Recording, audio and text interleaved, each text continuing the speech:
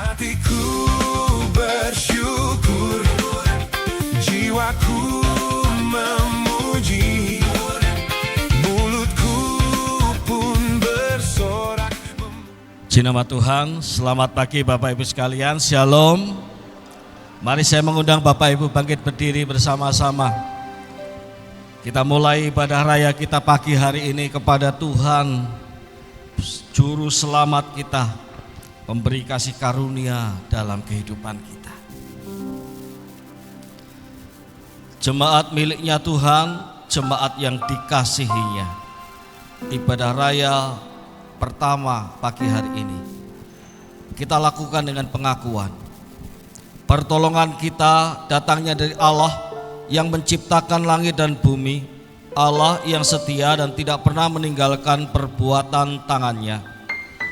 Turunlah atas kita sekalian kasih karunia dari Allah Bapa dan damai sejahtera dari Tuhan Yesus Kristus serta pertolongan Roh Kudus ada atas kita semua dari awal sampai akhir ibadah raya ini. Kami bersyukur kepada Tuhan, Engkau layak dipuji ditinggikan. Engkau telah mempermuliakan kami demikian rupa. Layaklah Tuhan kami memuliakan Engkau dalam hidup ini. Mulai dari ibadah sampai mengalir dalam kehidupan kami sehari-hari. Berkatilah ibadah ini, berkaryalah ya Roh Allah, berkaryalah ya Roh Allah, berkaryalah ya Roh Allah. Di dalam nama Tuhan Yesus kami berdoa. Amin. Selamat beribadah, Tuhan Yesus memberkati kita semua. Haleluya. Shalom. Shalom Bapak Ibu. Puji nama Tuhan, hari ini masih diberi kesempatan untuk kita boleh ada di tempat ini, memuji menyembah Tuhan bersama-sama. Itu semuanya karena kebaikan Tuhan dalam kehidupan kita, amin. Sebelum kita masuk lebih jauh lagi memuji menyembah Tuhan, saya rindu menyapa jemaat Tuhan. Adakah yang baru pertama kali hadir beribadah bersama-sama dengan kita di tempat ini, boleh melambaikan tangannya? Tidak ada, semuanya kita jemaat setia. Bapak Ibu, saya persilahkan, barangkali yang belum menyapa kanan kirinya, belum sempat menyapa, saya persilahkan menyapa. Apabila sudah, tidak apa-apa, tidak menyapa kembali. Bapak Ibu, kita mau terus memuji menyembah Tuhan. Hidup kita miliknya Tuhan. Dia yang memberikan damai sejahtera, Dia yang memberikan sukacita bagi kita semua. Tidak Dia pandang seberapapun dosa-dosa kita. Dia selalu setia dan selalu memberikan damai sejahtera bagi kita semua. Oh, giranglah, oh giranglah, Tuhan Yesus amat cinta pada saya. Oh giranglah Bapak Ibu. Oh giranglah, oh giranglah, Tuhan Yesus amat cinta pada saya. Oh giranglah, ku masuki gerbangnya dengan hati bersyukur, halamannya dengan pujian. Kataku hari ini harinya Tuhan, ku bersuka sebab Dia dirangkanku. Ku masuki gerbangnya dengan hati bersyukur, halamannya dengan pujian. Kataku hari ini harinya Tuhan, ku bersuka sebab Dia dirangkanku.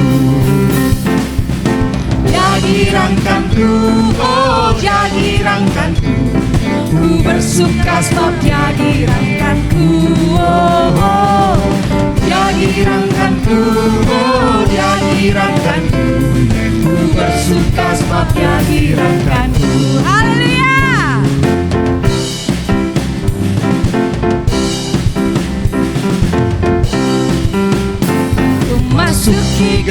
Halamannya dengan hati bersyukur, halamannya dengan pujian. Kataku hari ini harinya Tuhan, ku bersuka sebab Dia girangkanku. Bapak Ibu angkat tanganmu, katakan. Dia girangkanku, oh Dia girangkanku, ku bersuka sebab Dia girangkanku. Oh, oh. Dia girangkanku, oh Dia girangkanku, ku bersuka sebab Dia girangkanku.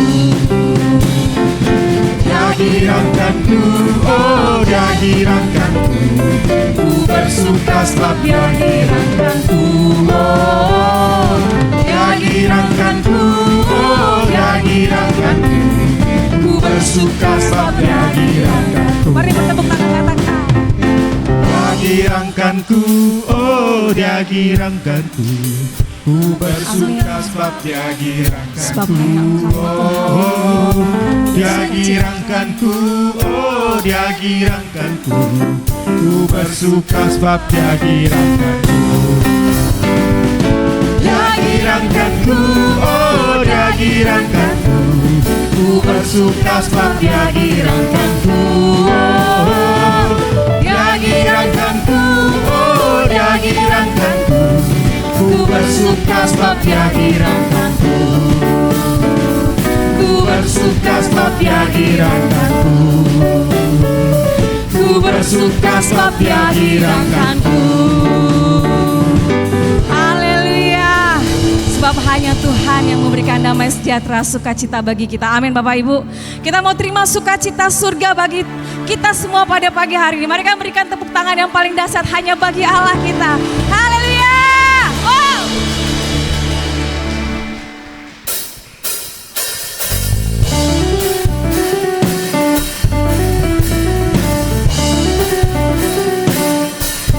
Bapak Ibu, lagu ini semuanya pasti tahu. Jadi saya yakin dan percaya kita mau keluarkan suara kita. Kita mau megahkan lagu ini, memuji nama Dia. Terima sukacita surga, itulah kekuatan bagi jiwa. Ku dapat rasakan kasih-Nya di tengah badai yang bergelora. Terima sukacita surga, itulah kekuatan bagi jiwa. Ku dapat saksikan kuasa-Nya, Mau taklukkan badai Bapak Ibu. Haleluya. Haleluya, Kau ada dalam hatiku, takkan patah semangatku, Yes, tangan patah. takkan hilang kekuatanku. Haleluya, ku mau bersorak bagiku, sukacita surga nyata penuhiku. Haleluya.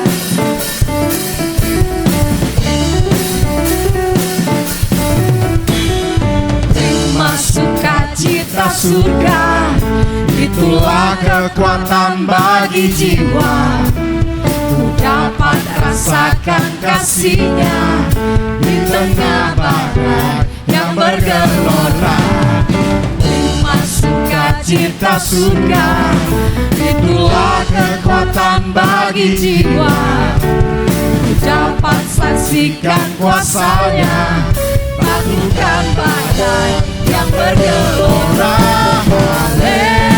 Haleluya, Kau ada dalam hatiku, takkan patah semangatku, takkan hilang kekuatanku. Haleluya, ku mau bersorak bagimu, sukacita surga nyata penuhiku.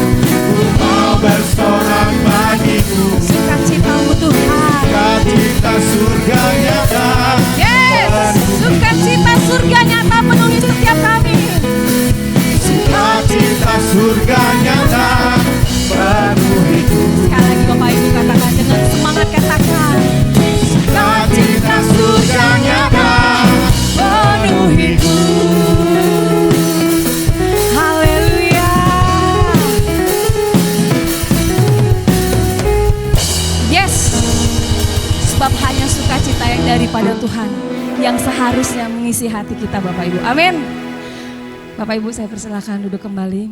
Kita mau lebih dalam lagi memuji menyembah Tuhan. Kami menikmati kasih setiamu ya Tuhan, yang tidak pernah berubah dulu sekarang sampai selama-lamanya. Bahkan Kau tak pernah pandang siapa kami, perbuatan kami, baik buruknya kami tetap setia memberikan segala kebaikan-Mu dalam kehidupan kami Tuhan. Terima kasih Yesus. Haleluya.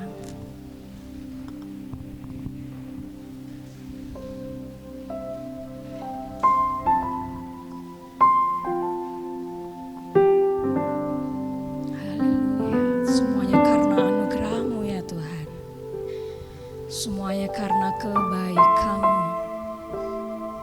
Haleluya. Kami mau menikmati kasih-Mu Tuhan.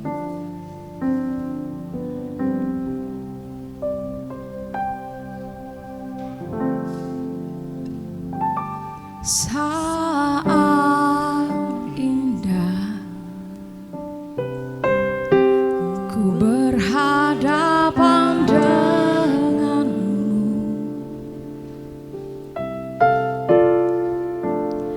memandang wajah-Mu, Yesus kekasih jiwaku.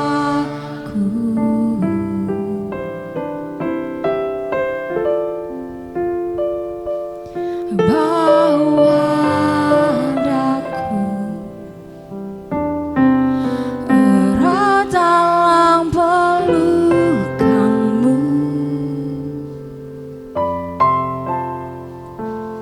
menikmati kasih dan indahnya hadirat-Mu.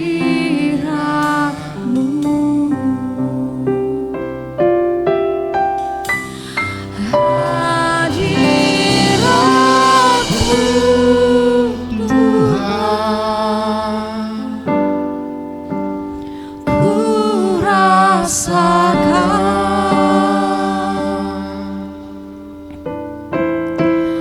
kekudusan-Mu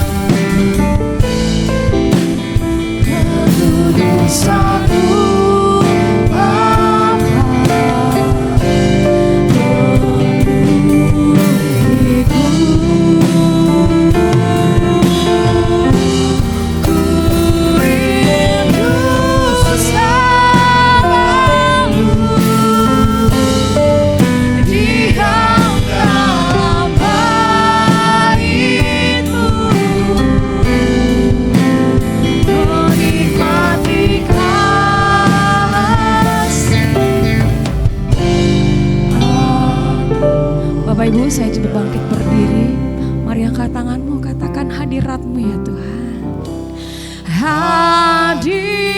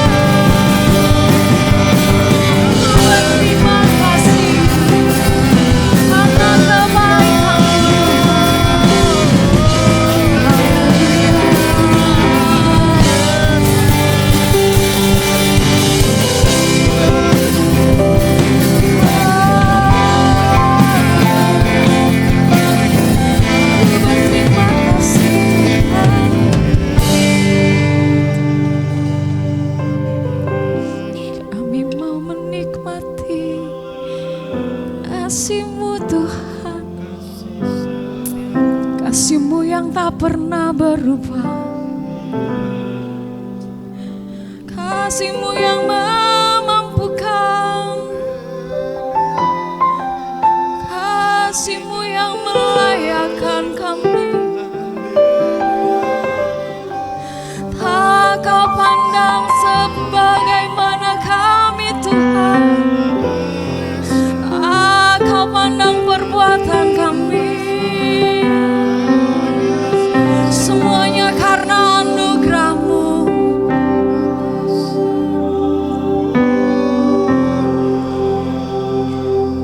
Kami datang ya Tuhan, membawa hati kami, hidup kami. Kami mau persembahkan semua demi hormat kemuliaan, semua demi pekerjaan surga bagi Kami Bapa. Semua karena anugerah-Mu, semua karena kebaikan-Mu. Kami menyadari Tuhan seberapa berharganya kami di hadapan Kau, seberapa mulianya kami di hadapan Engkau Tuhan. Haleluya. Sungguh pun manusia memandang kami celah Tuhan, tapi kami tahu Tuhan memandang kami mulia. Kami sungguh berharga Tuhan. Kami berharga di hadapan-Mu Tuhan.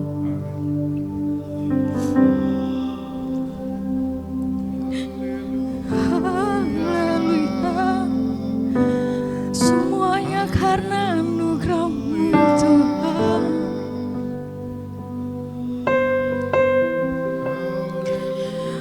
Kami percaya ya Tuhan, hidup kami telah direncanakan indah di dalam Tuhan.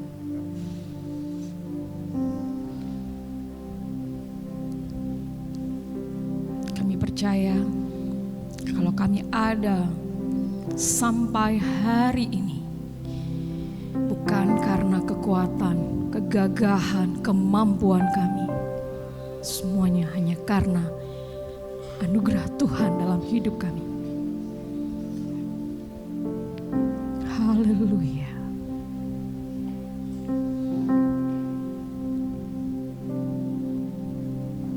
Ku ada sebab anugerah, Ku ada karena kasih-Mu, Tuhan Yesus. Ku terima kasih, kasih berterima kasih Tuhan. buat kasih Sekali lagi katakan, ku ada sebab anugerah. Ku ada sebab anugerah-Mu. Ku ada karena kasih-Mu, Tuhan Yesus. Ku berterima kasih buat kasih.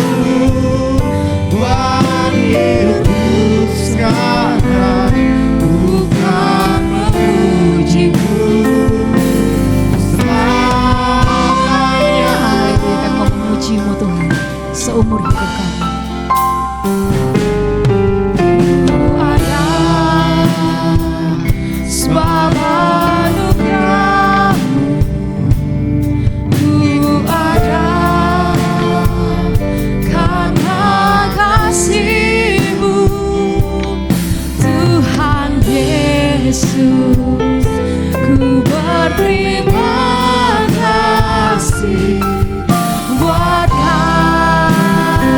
kasih rahmat-Mu. Terima kasih Yesus, Yesus. Terima kasih anugerah-Mu buat hidupku sekarang. ku kan memuji-Mu. Selamanya. Terima kasih Yesus, Yesus.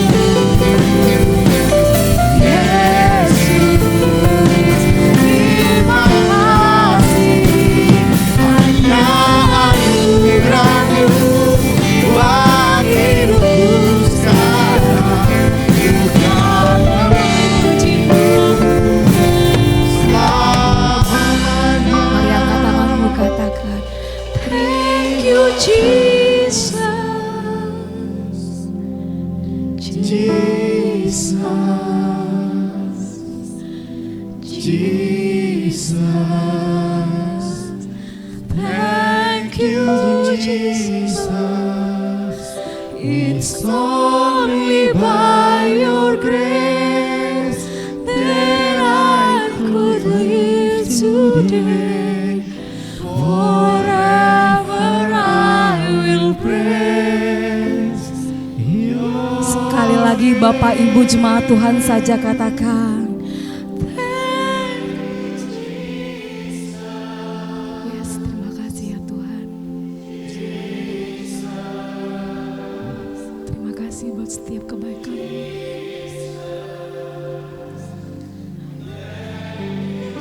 Terima kasih buat kebaikan. Terima kasih Yesus, Terima kasih hanya anugerah-Mu buat hidupku sekarang. Bukan memuji-Mu selamanya. terima kasih Yesus. Terima kasih Yes, terima kasih Tuhan.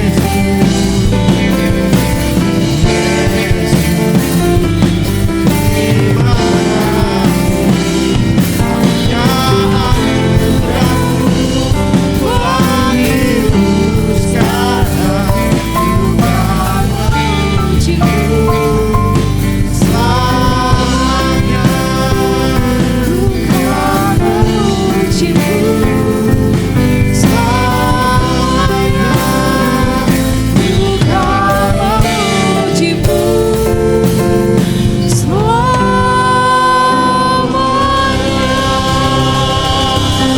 Pada hambanya dipersilakan.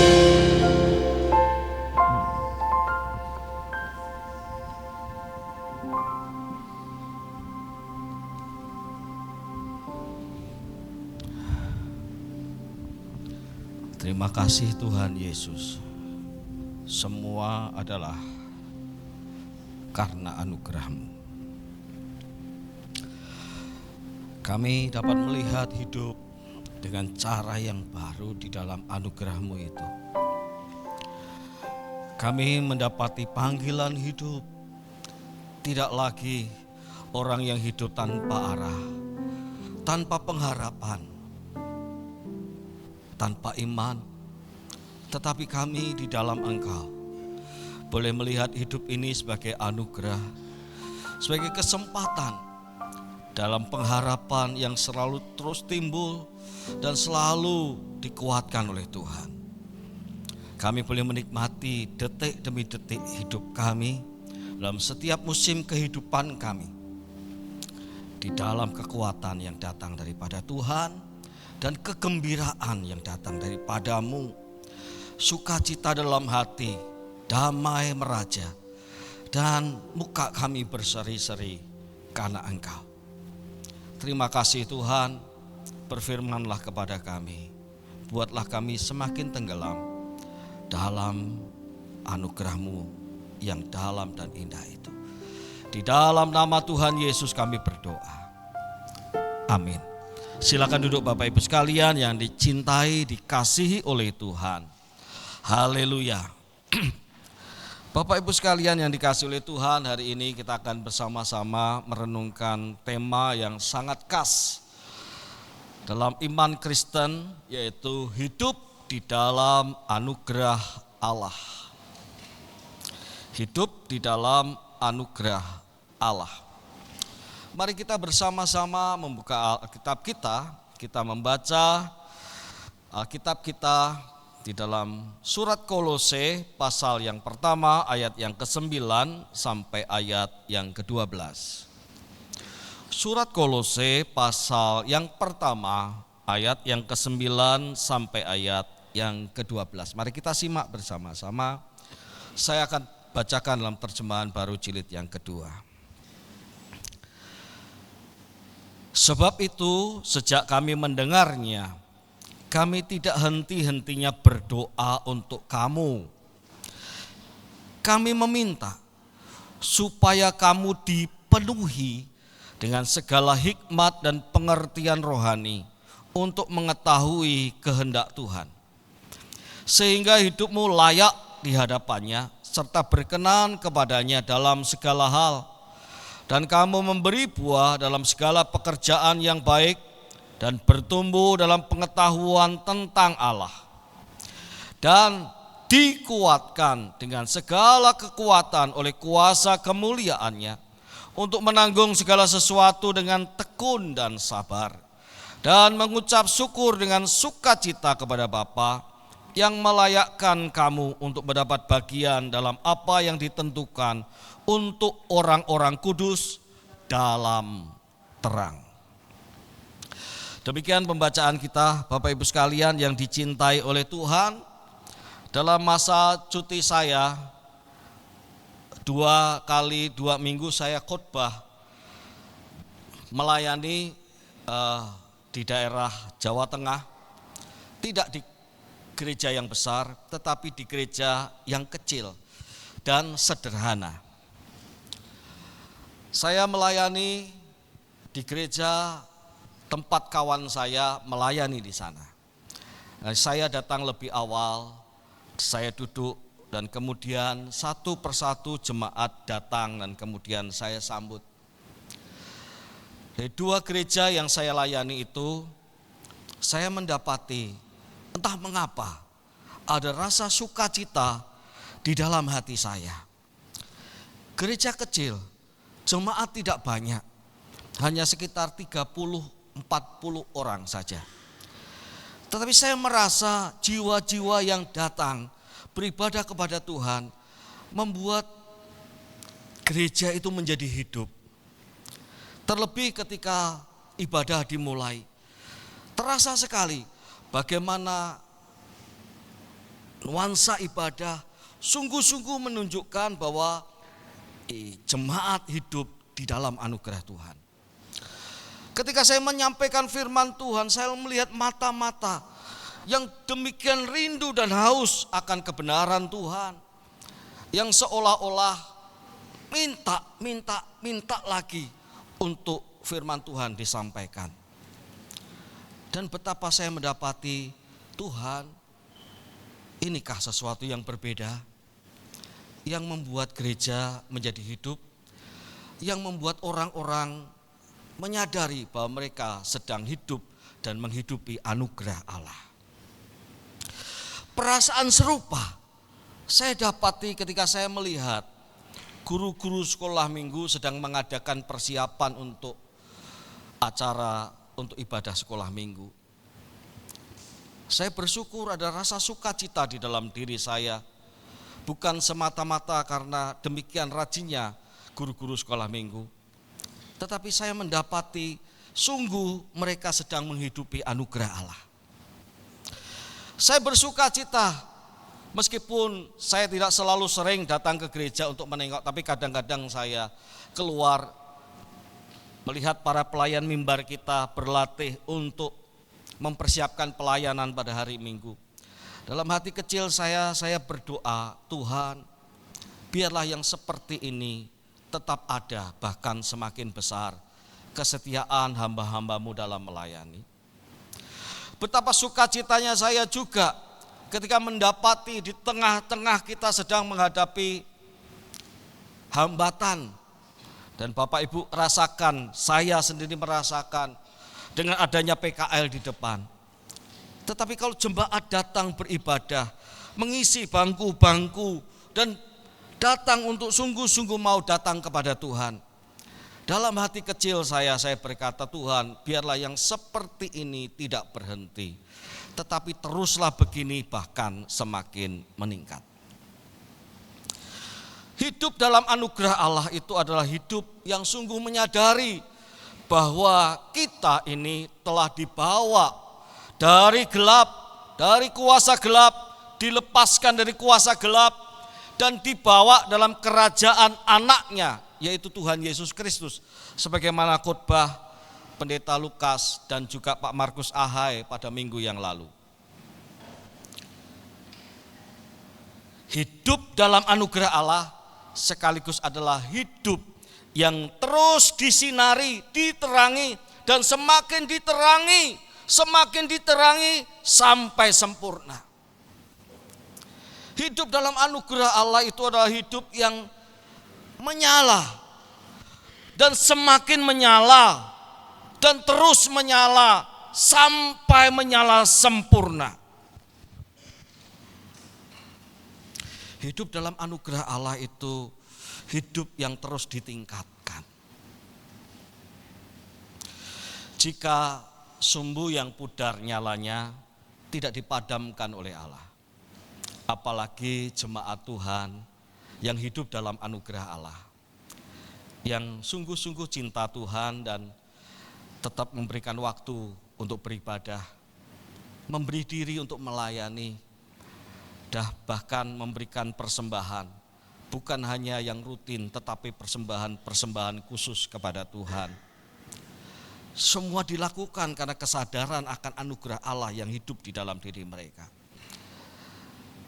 Mau apa dikatakan kalau tidak seorang hamba Tuhan berdoa, ya Tuhan, kiranya yang demikian ini janganlah berhenti, tetapi terus dan terus menyala, berkobar, berapi-api.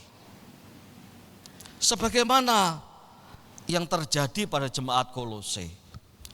Jemaat Kolose adalah jemaat yang sudah kita dengarkan dari khotbah Bapak Iwan, meskipun saya tidak hadir di tempat ini. Bahwa jemaat yang imannya tumbuh, yang kasihnya kepada orang-orang kudus begitu nyata, yang pengharapannya akan Injil itu begitu berkobar-kobar. Melihat kehidupan jemaat yang tinggal dalam anugerah Allah ini, Rasul Paulus berkata, sebab itu sejak kami mendengarnya, artinya Rasul Paulus belum tahu secara langsung, tetapi baru mendengar, tapi Rasul Paulus percaya bahwa apa yang didengar itu sungguh pasti. Kenapa?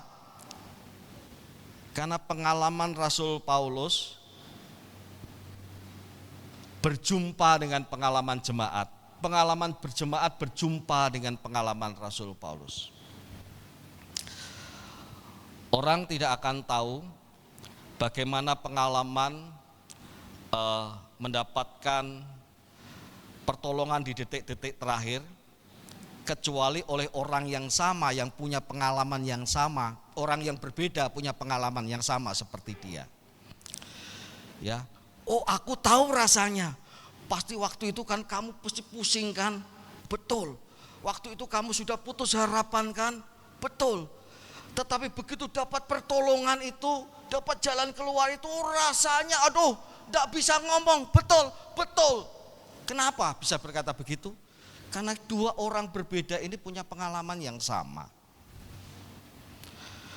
Demikian juga Rasul Paulus ketika mendengar bahwa jemaat Kolose itu demikian hidup dalam anugerah Allah dan menyala dalam iman, menyala dalam kasih, menyala dalam pengharapannya.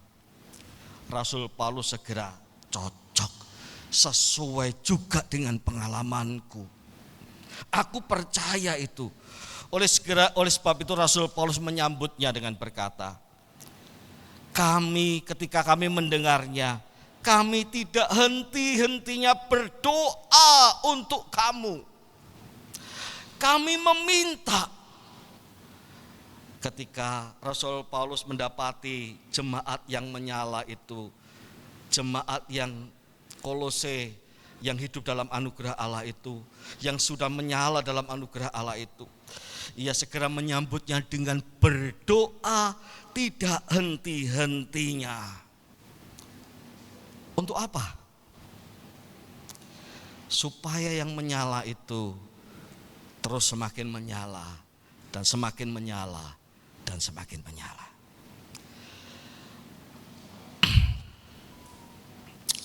Dalam doa saya sebagai hamba Tuhan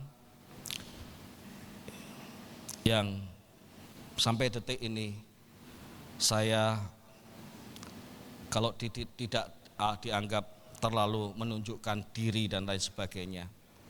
Saya ada di Pontianak, ada maksud dan kehendak Tuhan tertentu yang harus saya kerjakan dan selesaikan.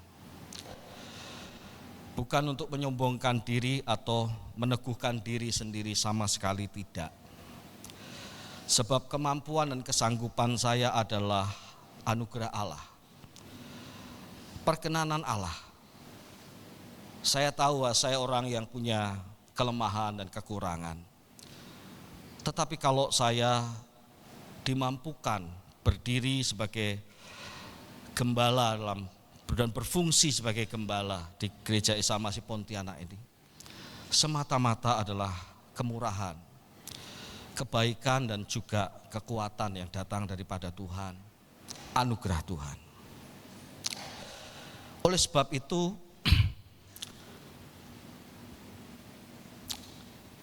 sama seperti Rasul Paulus,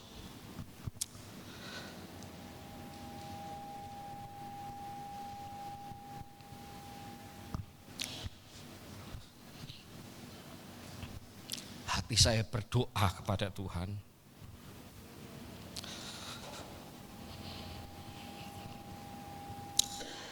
Tuhan, biarlah yang sudah menyala itu semakin menyala. Biarlah jemaat-Mu yang hidup dalam anugerah-Mu itu hidup terus dalam anugerah-Mu, tidak meninggalkan anugerah-Mu. Bahkan lebih daripada itu, lebih-lebih lagi ya Tuhan, Engkau nyatakan apa yang menjadi kehendak-Mu dan dipahami oleh jemaat-Mu. Apapun tingkat pengertian jemaat, tidak menjadi soal bagi saya, karena itu juga tidak menjadi soal bagi Tuhan. Tidak menjadi soal bagi saya karena bukan kemampuan saya, tetapi semata-mata karena kemampuan Tuhan, dan kita percaya bagi manusia mustahil, bagi Tuhan tidak ada yang mustahil.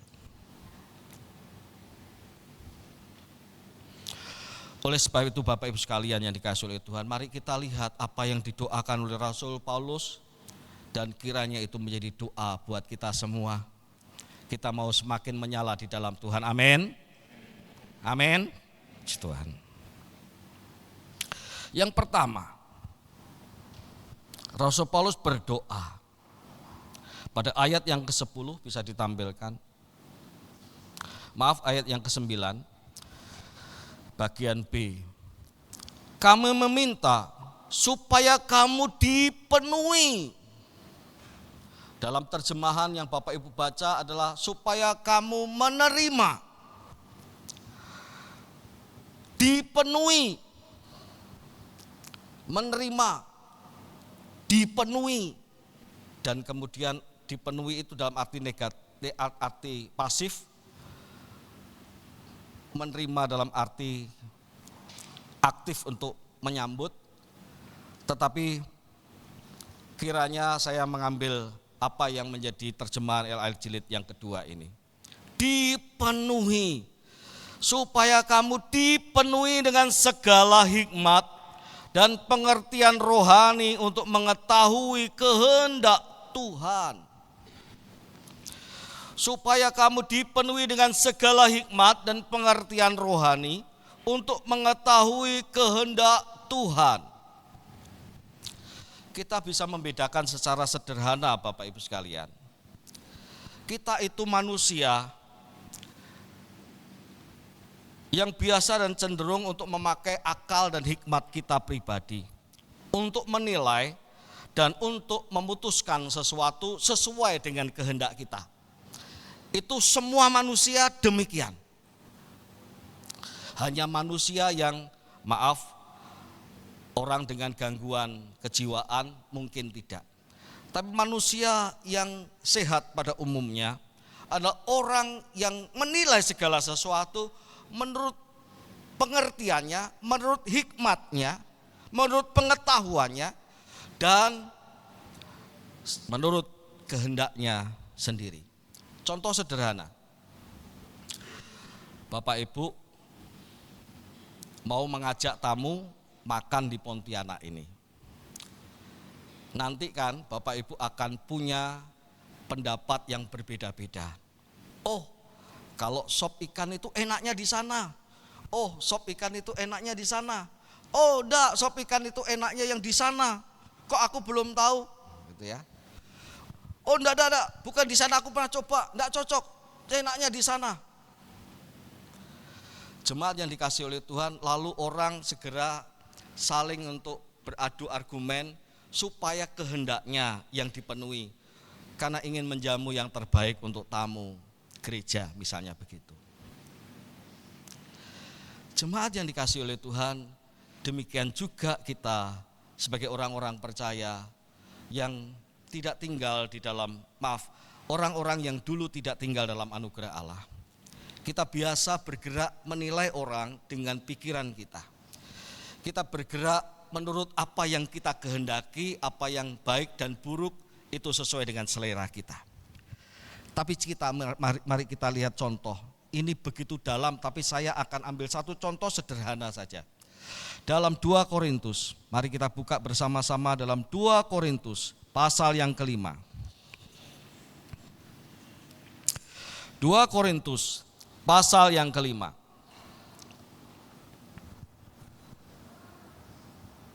Ayat 16. Sebab itu kami tidak lagi menilai seorang pun juga menurut ukuran, menurut kemampuan. Ukuran itu kemampuan untuk batasan pengertian, batasan pengetahuan manusia. Jika kami pernah menilai Kristus menurut ukuran manusia, pengertian manusia, pemahaman manusia, pengetahuan manusia, sekarang kami tidak lagi menilainya demikian. Jemaat yang dikasihi oleh Tuhan, kita itu biasa menilai orang baik atau buruk berdasarkan diri kita, standar kita, berdasarkan pengalaman kita dengan orang itu, pengetahuan kita, dan pendapat selera kita. Karena itu penilaian kita pada 1-2 orang tidak sama. Oh, dia orang yang baik, tapi yang sono bilang dia kurang baik. Yang sono lagi dia bilang jahat. Ya. Kalau ada orang menilai, oh dia itu wah luar biasa. Yang satu bilang biasa saja, yang lain bilang sangat kurang. Tidak sama. Kenapa? Karena kita menilai seseorang menurut ukuran kita. Kita jadikan pikiran kita sebagai standarisasi. Dan seringkali saya katakan, mengapa orang menilai seseorang tanpa sadar bahwa pikirannya itu terbatas? Mengapa?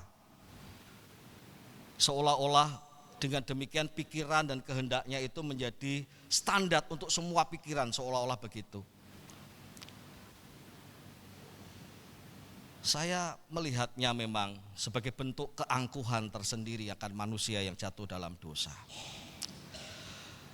Tetapi saya mau katakan Bapak Ibu sekalian, kalau kita tinggal dalam anugerah Allah dan mengalami anugerah Allah itu menyala dalam pengertian kita akan siapa diri kita, kita akan melihat dalam anugerah Allah itu bahwa kita ini adalah orang yang dikasihi oleh Tuhan, padahal kita tidak pantas dikasihi oleh Tuhan. Dalam anugerah Allah itu akan kita melihat bahwa kita ini adalah orang yang serba kekurangan, ada banyak hal yang tidak selalu baik, tetapi kita diterima, dibenarkan oleh Tuhan. Dalam anugerah Allah itu kemudian kita bisa melihat orang lain bukan berdasarkan pengertian kita, standar otak kita, tetapi standarnya Allah. Kalau saya lihat Pak Martono, saya melihat pribadi sebagai orang yang dikasihi oleh Allah juga. Kalau saya melihat Pak Aan, saya melihat Pak Aan sebagai orang yang dikasihi oleh Tuhan juga. Lepas dari segala perlakuannya mungkin penilaiannya kepada saya, tapi saya akan melihat setiap orang sebagai yang dikasihi oleh Tuhan.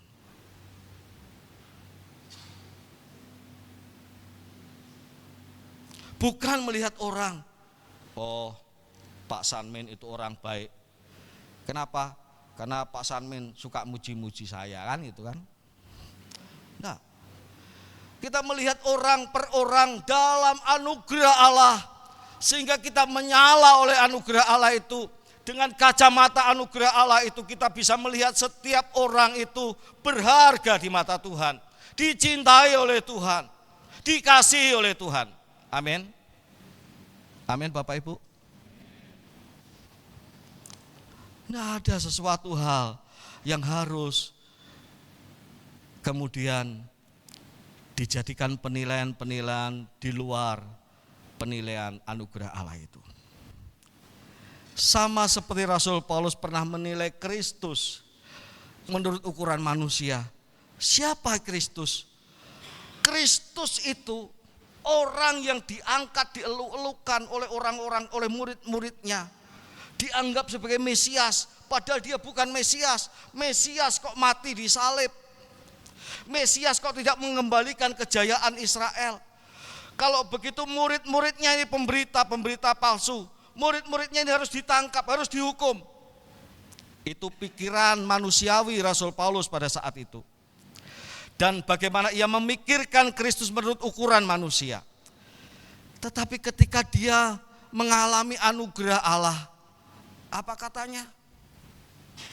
Semua kuanggap sampah karena pengenalanku akan Kristus. Coba. Anugerah Allah itu menerangi pikiran Rasul Paulus sehingga ia melihat Kristus itu, Yesus bukan sekedar tokoh yang bisa disejajarkan dengan tokoh-tokoh yang lain. Ini bukan arogansi agama ya. Saya tidak pernah mengagungkan Kristus lalu kemudian orang yang menerima anugerah Allah itu kemudian menjelek-jelekkan orang lain.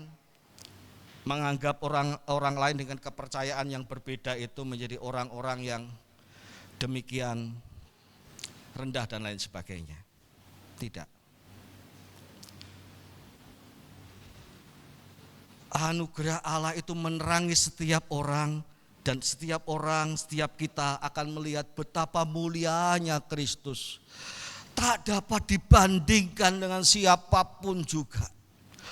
Bukan karena arogansi agamawi Kristen misalnya, bukan.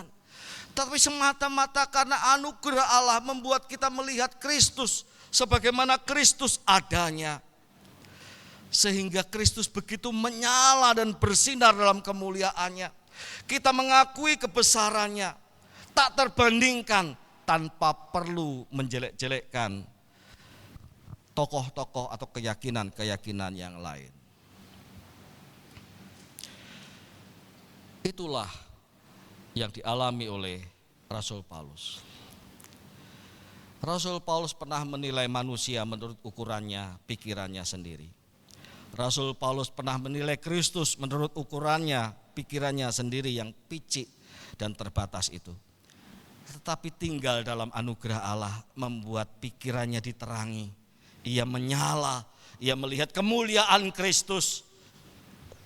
Ia melihat manusia-manusia, jemaat-jemaat dalam segala situasi dan kondisi yang dialami, dalam keadaan rohaninya, sebagai orang-orang yang juga dikasihi oleh Kristus. Jemaat yang dikasihi oleh Tuhan, sedikit contoh. Mungkin kita sering menganggap gereja-gereja di luar Pentakosta dan karismatik seperti GIA ini sebagai gereja-gereja, ada yang mungkin menganggap tidak ada Roh Kudus di sana. Tetapi saya bertemu dengan kawan saya yang sore nanti akan khotbah di tempat ini, Pendeta Resnu Titik dari gereja GKMI.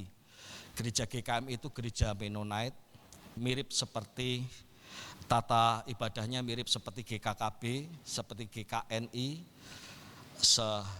yang dengan urutan-urutan hafalan-hafalan tertentu. Saya kemarin bercakap-cakap dengan dia dan saya tercengang ketika dia berkata, Kakak percaya enggak? Aku ini dikasih karunia berbahasa roh oleh Tuhan, katanya. Benarkah saya bilang begitu? Benar Kak. Kejadiannya seperti ini. Jadi waktu itu aku punya beban yang berat, punya masalah, aku mau doa sama Tuhan. Aku tentu mau berdoa sebagaimana doa pada umumnya memakai bahasa Indonesia. Tetapi begitu aku berlutut, aku berdoa, yang keluar itu bukan bahasa Indonesia, bahasa yang tidak aku mengerti, katanya begitu. Sampai amin, aku berdoa dalam bahasa roh. Lalu dia katakan lagi, pengalaman kedua Kak, di gerejaku ada baptisan air. Baptisan air kami itu percik. Jadi ketika ada jemaat yang mau dibaptisan maju ke depan, mau dipercik dengan air, tiba-tiba dia berbahasa roh katanya. Dan aku percaya itu dari Tuhan. Kenapa? Aku terpercik dia, lalu aku berdoa. Begitu aku amin, jemaat itu pun berhenti berbahasa roh, mengikuti aminku katanya. Padahal jemaat yang tuh baptis itu jemaat yang pendiam, jemaat yang tidak terlibat dalam banyak kegiatan, maksudnya pelayanan, belum banyak terlibat intinya. Jemaat yang biasa-biasa saja, jemaat yang juga tidak kenal tentang bahasa roh, tetapi dia berbahasa roh ketika maju ke depan. Mendengar itu, bukankah di gereja ini tidak ada musik yang berdentum, yang mengangkat emosi?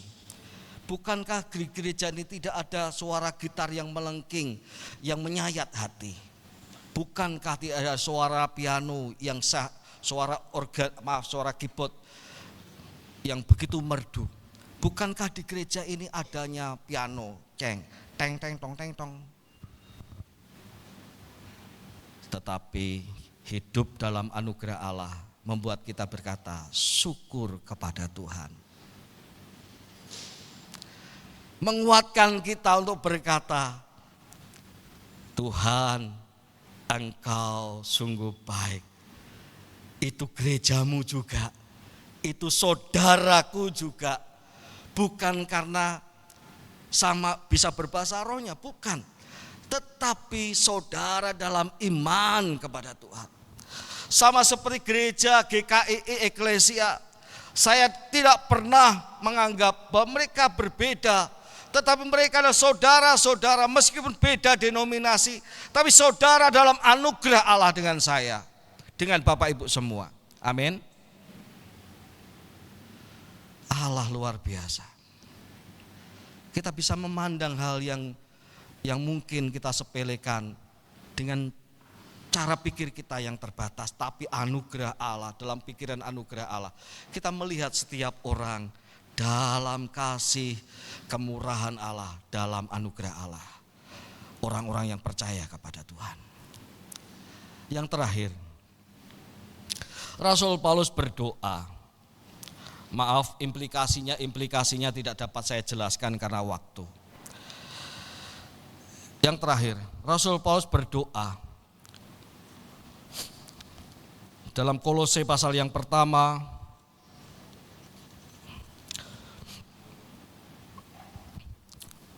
ayat yang ke-11. Dan dikuatkan dengan kekuatan oleh kuasa kemuliaannya untuk menanggung segala sesuatu dengan tekun dan sabar. Dan dikuatkan, dan dikuatkan, dan dikuatkan. Artinya secara manusiawi kita sering ingin membangun kekuatan kita sendiri. Bagaimana ya caranya? Bagaimana ya caranya supaya aku mampu? Bagaimana caranya ya supaya aku bisa menjadi kepala rumah tangga yang baik? Bagaimana ya caranya supaya ekonomi keluargaku demikian? Bagaimana ya caranya? Bagaimana ya caranya supaya aku kuat dan mampu dalam berbagai segi kehidupan? Tapi doa Rasul Paulus bukan doa yang seolah-olah dapat dibangun oleh kekuatan manusiawi. Ia berkata, dan dikuatkan dengan segala kekuatan dan kuasa kemuliaannya. Jemaat yang dikasihi oleh Tuhan, banyak orang di luar sana, terutama pekerja keras, tidak dapat menghindari minuman-minuman yang peningkat energi. Saya pernah menasihati 1 orang, 2 orang mungkin. Pak, maaf, menurut pengalaman saya banyak orang yang gagal ginjal itu karena kebanyakan minum minuman berenergi seperti itu. Iya Pak, saya tahu. Tapi kalau saya tidak minum ini Pak, tidak bisa kerja saya Pak, katanya begitu. Kalau saya tidak minum ini Pak, saya ngantuk. Kalau saya tidak minum ini Pak, tidak bisa kerja melebihi batas. Jadi memang mereka dipaksa untuk bekerja melebihi waktu, sehingga kemudian terpaksa mereka meminum minuman yang berisiko, dan itu berisiko merusak organ tubuh mereka. Jemaat yang dikasihi oleh Tuhan, tetapi kekuatan Tuhan itu bukan extra jos yang diberikan untuk merusak organ-organ kita. Kekuatan yang datang dari Tuhan bagi orang-orang yang hidup dalam anugerah Allah, itulah kekuatan yang membawa dampak yang luar biasa, sehingga orang-orang dapat menanggung segala sesuatu dengan tekun dan sabar dan mengucap syukur. Artinya segala problem kehidupan yang dialami di muka bumi ini, orang-orang yang tinggal dalam anugerah Allah itu diberi kekuatan oleh Tuhan, semakin menyala kekuatannya itu, sehingga ada banyak alasan untuk mereka mengeluh, ada banyak alasan mereka untuk putus asa, ada banyak alasan untuk mereka berkata stop, berhenti, tidak usah melanjutkan kehidupan. Stop, tidak usah berharap ini dan itu. Stop, tidak usah apalagi beriman kepada Tuhan. Tetapi di tengah segala keadaannya justru mereka menyala-nyala dengan kekuatan Tuhan. Mereka tekun, mereka sabar, dan keluar ucapan syukur di dalam perkataan-perkataan mereka. Mereka hidup dalam sukacita. Ada banyak alasan untuk mereka putus asa. Ada banyak alasan untuk jemaat Kolose itu menjadi jemaat yang mengundurkan diri, tetapi karena kekuatan Tuhan.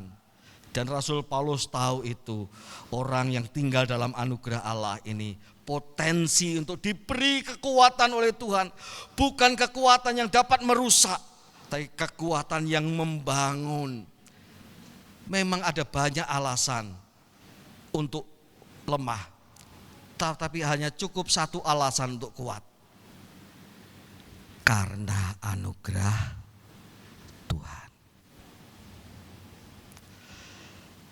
Pasti ada yang baik. Pasti Tuhan tidak pernah merancangkan yang jahat. Pasti ada maksud Tuhan. Pasti ada maksud kemuliaan Tuhan dinyatakan. Selalu ada alasan untuk satu alasan. Dan satu alasan itu adalah karena anugerah Allah, karena kebaikan Tuhan lebih dari segala sesuatu. Saya ajak kita membuka Efesus pasal yang pertama, ayat yang terakhir yang akan kita baca. Efesus pasal pertama ayat 19 sampai 20, demikian firman Tuhan. Dan betapa hebat kuasanya bagi kita yang percaya, sesuai dengan kekuatan kuasanya yang besar, yang dikerjakannya di dalam Kristus dengan membangkitkan dia dari antara orang mati dan mendudukkan dia di sebelah kanannya di surga. Kuasa kemuliaan Tuhan itu, kuasa kebangkitan, kuasa itu juga yang bekerja di dalam diri Bapak Ibu dan di dalam diri saya untuk selalu kita bisa mengucap syukur, bersabar dalam segala sesuatu dan bersukacita di dalam Tuhan. Amin.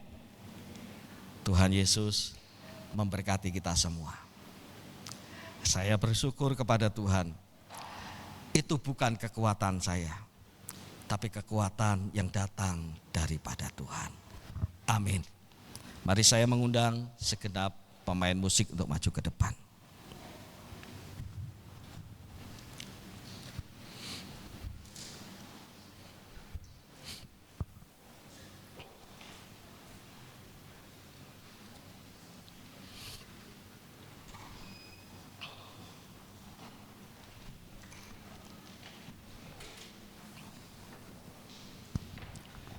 Puji nama Tuhan, mari jemaat yang dikasihi oleh Tuhan, kita naikkan pujian kepada Tuhan. Ku hidup oleh anugerah-Mu. Pujian yang terakhir yang kita naikkan tadi sebelum firman Tuhan. Ku ada karena anugerah-Mu.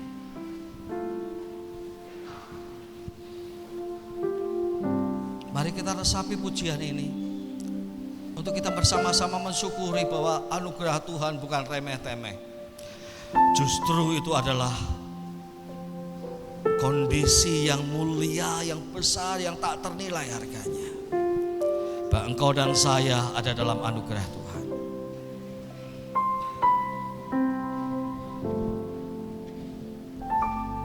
Ku ada sebab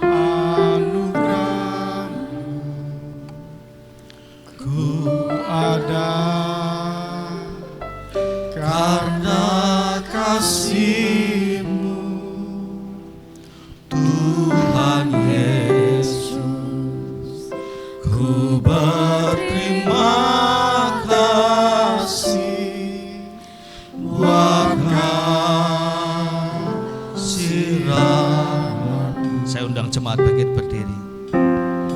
Ku ada sebab anugerah-Mu, ku ada karena kasih-Mu, Tuhan Yesus.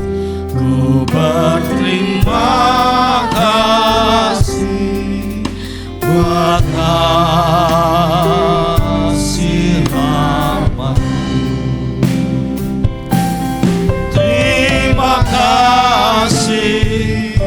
Persilahkan kalau jemaat mau mengangkat tangan sebagai wujud terima kasih kepada Tuhan.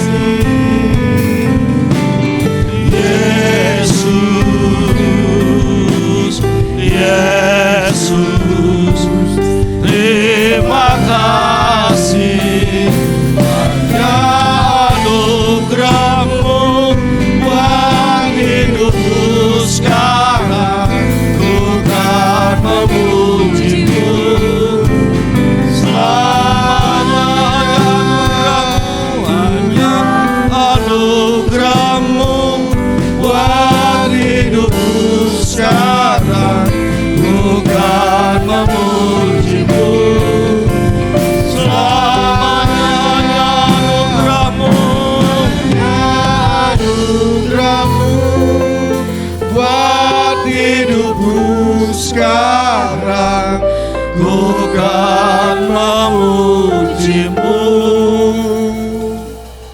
selamanya.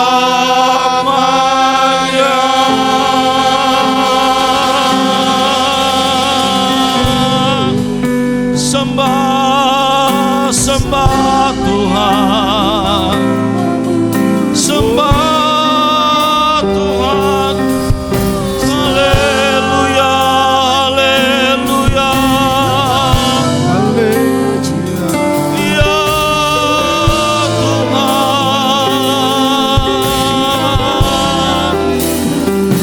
Kami bersyukur, kami dimuliakan oleh Engkau Tuhan. Anugerah-Mu, anugerah-Mu,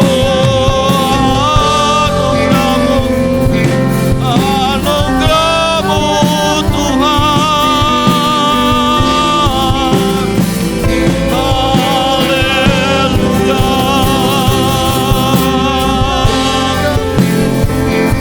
haleluya, haleluya. Serukan haleluya, serukan haleluya, haleluya, haleluya. Kami bersyukur Tuhan.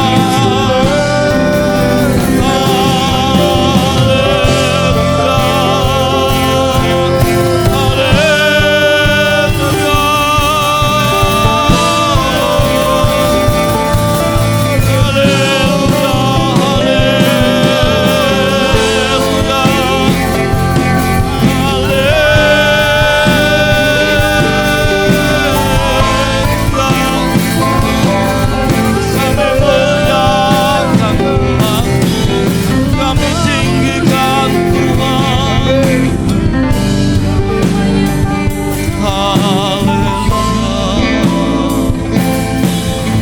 Haleluya, haleluya, haleluya, haleluya. Kami bersyukur Tuhan. Mari jemaat yang dikasihi oleh Tuhan, teruslah menyala dalam anugerah Tuhan. Semakin engkau diterangi, semakin engkau menyala. Kami berdoa ya Tuhan pada pagi hari ini untuk segenap kami semua jemaat milik-Mu ya Tuhan. Penuhi kami dengan hikmat rohani, dengan hikmat Kristus, supaya kami mengetahui kehendak Allah dan hidup dalam kehendak Allah. Ya Tuhan, kuatkan kami, limpahi dari kami dengan kekuatan, dengan kemuliaan-Mu itu, supaya dalam hidup kami dipenuhi dengan sukacita dan ucapan syukur yang datang dari surga. Kami percaya kepada Tuhan, kami percaya kepada Tuhan. Rahmati dan berkati seluruh jemaat-Mu, sebab kami tahu Engkau mencintai jemaat-Mu, dan biarlah jemaat-Mu semakin juga mencintai Engkau ya Tuhan dalam hidup mereka. Kami berdoa dan mengucap syukur di dalam nama Tuhan Yesus Kristus. Amin. Silakan duduk Bapak Ibu sekalian.